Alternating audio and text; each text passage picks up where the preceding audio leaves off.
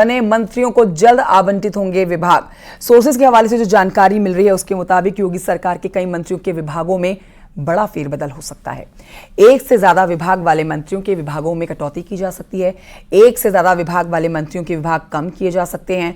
योगी मंत्रिमंडल में 4 नए मंत्रियों को शामिल किया गया है, तो ऐसे में उनको भी विभाग दिए जाने हैं। तो जिस भी मंत्री के पास एक से ज्यादा विभाग हैं उनके विभागों में जरूर कटौती की जाएगी और जल्द ही विभागों का बंटवारा हो जाएगा, जो कि सोर्सेस बता रहे हैं। ये बड़ी खबर आपको दे रहे हैं। आज या कल में विभागों का बंटवारा होना तय माना जा रहा है। आगामी लोकसभा चुनाव के मद्देनजर बड़ी जिम्मेदारी दी जानी तय है और जल्द ही विभागों के बंटवारे की जानकारी आ जाएगी। कल 4 चेहरे योगी कैबिनेट में शामिल हुए। राज्यपाल आनंदीबेन पटेल ने उनको शपथ दिलाई है। अब बड़ी होती योगी कैबिनेट, जिसमें 4 नए चेहरे जो शामिल हुए हैं उनको भी विभाग दिए जाने हैं। नए बने मंत्रियों को जल्द मिल जाएंगे विभाग। इस पर और जानकारी हमारे सहयोगी हमें देंगे। संकेत मिश्रा हमारे साथ जुड़ गए हैं लाइव इस समय। सीधे रुख करेंगे राजधानी लखनऊ की तरफ। संकेत, विभाग कब तक मिलेंगे, किसको क्या विभाग दिए जा सकते हैं, किसके विभाग में कटौती हो सकती है, ये तमाम सवाल लोगों के जहन में है, जिसके ऊपर से पर्दा आने वाले कुछ ही दिन या फिर घंटे आप कह सकते हैं जल्द ही विभागों का बंटवारा हो जाएगा, ऐसी जानकारी मिल रही है। आपके सोर्सेज क्या जानकारी दे रहे हैं? बिल्कुल, देखिए योगी मंत्रिमंडल का विस्तार हो चुका है। 4 मंत्रियों को शामिल किया गया है योगी मंत्रिमंडल में। अब चर्चा है विभागों को लेकर कि आखिर इन मंत्रियों को कौन से विभागों की जिम्मेदारी दी जाएगी। मुख्यमंत्री योगी आदित्यनाथ लगातार मंथन कर रहे हैं। दरअसल मुख्यमंत्री योगी आदित्यनाथ दूसरे जिलों के दौरे पर हैं और जैसे ही वो लखनऊ पहुंचते हैं, सूत्रों की माने तो चर्चा यह है कि आज रात तक फाइनल हो जाएंगे इन मंत्रियों के जो विभाग जिनको आवंटित किए जाना है। अगर विभागों की बात की जाए तो जिस तरीके से भूपेंद्र चौधरी प्रदेश के अध्यक्ष जब बने तो उन्होंने पंचायती राज विभाग से इस्तीफा दे दिया था, यानी कि मंत्रिमंडल से इस्तीफा दिया था और पंचायती राज विभाग भूपेंद्र चौधरी के पास था। तो पंचायती राज विभाग खाली है, यानी कि अभी तक मुख्यमंत्री जी के पास में है। इसके अलावा जो दूसरे विभाग, चाहे वो खाद्य सुरक्षा हो, इसके अलावा IT एवं इलेक्ट्रॉनिक्स हो या फिर प्रांतीय रक्षक दल, सैनिक कल्याण और प्रांतिक रक्षक दल, ऐसे जो 4, 5, 6 ये विभाग हैं, इन्हीं विभागों में से बंटवारा किया जाना है। और चर्चा यह है कि जो कैबिनेट मंत्रियों के पास में जिनके पास एक से अधिक विभाग हैं उनके विभागों में भी कटौती की जा सकती है। दरअसल जो सरकार की मंशा है, मुख्यमंत्री योगी आदित्यनाथ की मंशा है कि सभी विभागों में मजबूती से काम हो और हर विभाग महत्वपूर्ण है सरकार के लिए और उत्तर प्रदेश की जनता के लिए। यही वो वजह है कि अब जो कैबिनेट मंत्रियों के पास एक से अधिक विभाग हैं काम नहीं देख पा रहे हैं अगर, तो ऐसे में उन विभागों का बंटवारा किया जाएगा। वो विभाग जो नए बनाए गए मंत्री हैं इनको दिए जाएंगे और कोशिश ये है कि इस पर मंथन जारी है। आज रात तक ये फाइनल हो जाएगा। मुख्यमंत्री योगी आदित्यनाथ लखनऊ पहुंचेंगे, उसके बाद 4 बजे कार्यक्रम है और 6 बजे के बाद इस पर मंथन एक बार फिर से शुरू होगा और आज रात तक या कल तक इन विभागों का आवंटन मंत्रियों को कर दिया जाएगा। इसमें जो अगर विभागों की बात की जाए, पंचायती राज विभाग, खाद्य सुरक्षा औषधि विभाग, इसके अलावा IT इलेक्ट्रॉनिक्स विभाग और प्रांतीय रक्षक दल और सैनिक कल्याण विभाग, इन विभागों में बंटवारा किया जाना है। तो ऐसे में अब ये संकेत आप नजर बनाए रखिए इस खबर पर और जैसे कोई जानकारी आप तक पहुंचे आप जरूर इस पर जानकारी दीजिएगा। फिलहाल की जानकारी के लिए आपका बहुत शुक्रिया। और आइए आगे बढ़ते आपको बताते हैं, उत्तर प्रदेश में बीजेपी ने 4 नए चेहरों को मंत्रिमंडल में शामिल किया। जातीय और सामाजिक समीकरण सेट करने की ये कोशिश है। साथ ही गठबंधन साथियों को वेलकम गिफ्ट देकर पूरब से पश्चिम तक चुनावी शंखनाद कर दिया गया है, क्योंकि मंत्रिमंडल की शपथ लेने के बाद राजभर के साथ ही दारा सिंह चौहान ने यूपी में 80 और देश में 400 पार का नारा दिया है।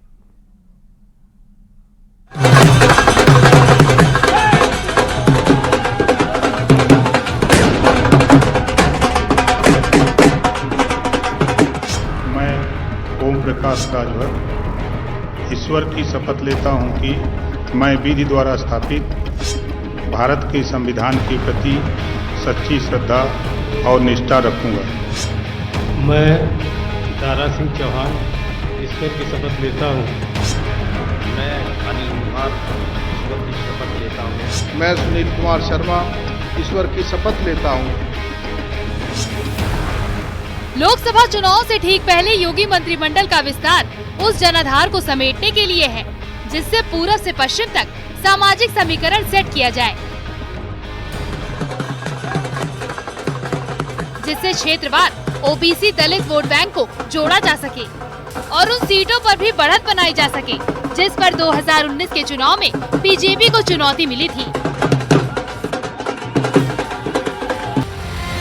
ये सिर्फ मंत्रिमंडल का विस्तार नहीं बल्कि जयंत के साथ राजभर और दारा सिंह चौहान के लिए वेलकम गिफ्ट है, क्योंकि समाजवादी पार्टी का साथ छोड़कर एनडीए में शामिल होने वाले ओम प्रकाश राजभर मंत्री बन चुके हैं। दारा सिंह चौहान मंत्रिमंडल में शामिल हो चुके हैं।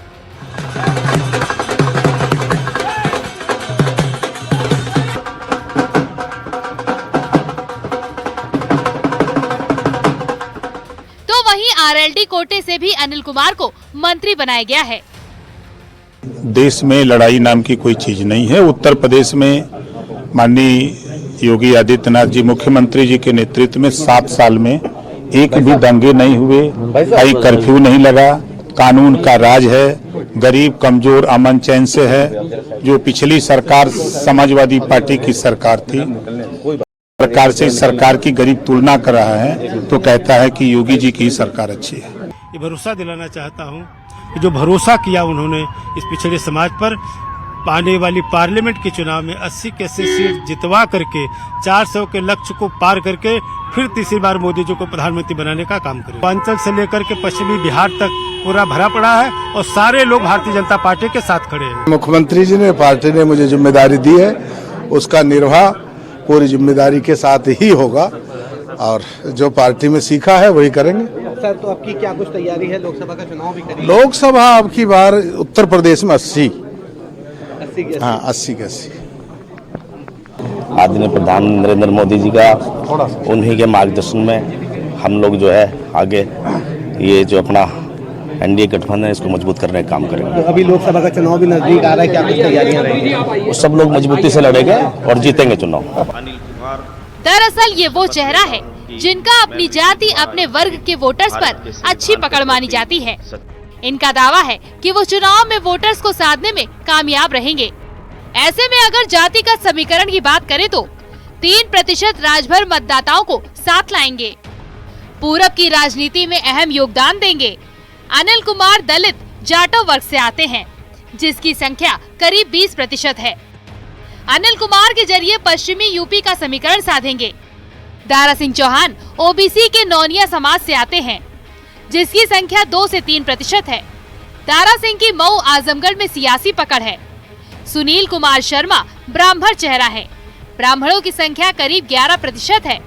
इनके जरिए वेस्ट यूपी में समीकरण साधेंगे। दरअसल मंत्रिमंडल विस्तार का सीधा असर बीजेपी के सामाजिक समीकरणों और चुनाव में वोटों के बड़े इजाफे के तौर पर देखा जा रहा है। मसलन बीजेपी इस मंत्रिमंडल विस्तार के जरिए अपने सामाजिक समीकरणों साधने की कोशिश में है। देखिए, भारतीय जनता पार्टी पिछड़ा, अगड़ा, अनुसूचित वर्ग की त्रिवेणी रूपी जो देश और प्रदेश की डबल इंजन सरकार चल रही है, उसका यह दृश्य है कि आज 4 हमारे माननीय कैबिनेट मंत्रियों ने बधाई ली है, वो शपथ ली है। मैं उनको हार्दिक बधाई देता हूं, उनके कार्यकाल सफल हो इसकी मंगल कामनाएं देता हूं और वह गठबंधन की सरकार को और ताकतवर बनाने में सफल हों, ऐसी कामना करता हूं। यानी 4 मंत्रियों के दम पर बीजेपी ने यूपी में पूरब से पश्चिम को साधने की कोशिश की है और मंत्री बनने के बाद ये चारों नेता चुनावी रण में उतरने वाले हैं, ताकि हर सीट पर अपने अपने वोटर्स के बीच मिशन 80 को सफल बनाने का संदेश दे सके। Bureau report, news 18।